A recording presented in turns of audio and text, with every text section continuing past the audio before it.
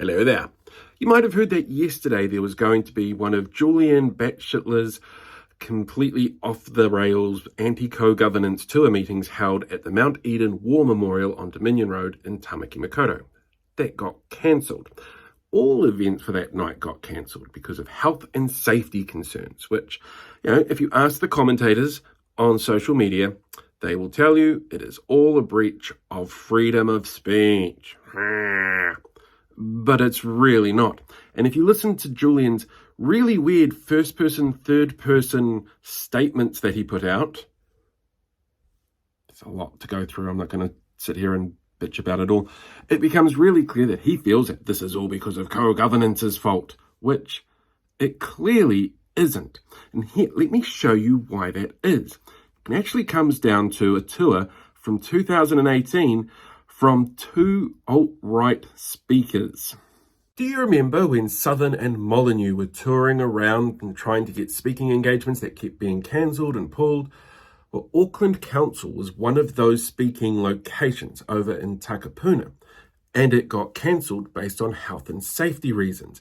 And the argument that was put forward was really simple. You're going to have people who are incredibly emotive on both sides of the argument in a space that has pretty limited access for things like fire escapes. If there's an emergency and everybody has to evacuate, nobody could guarantee the safety of those that were going to have to leave the building. It's exactly the same case here. In fact, Auckland Council has a really specific policy that they don't pass moral judgments on who makes bookings for their facilities.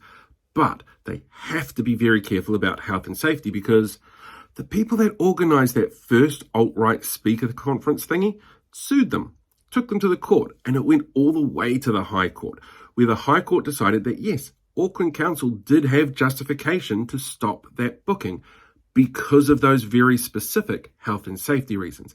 So legally, Auckland Council does not sit there going and passing judgment on people. At the same time, they do sit there going, is this going to be a health and safety risk?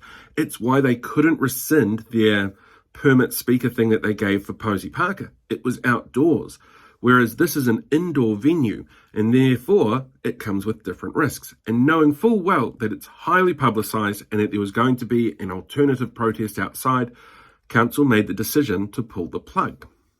It doesn't matter what the opinions were of the people inside Council, and I can tell you from experience, there were some people who were not happy about this going ahead in the first place, but had their hands tied because of that council policy on not getting involved politically on who books their rooms.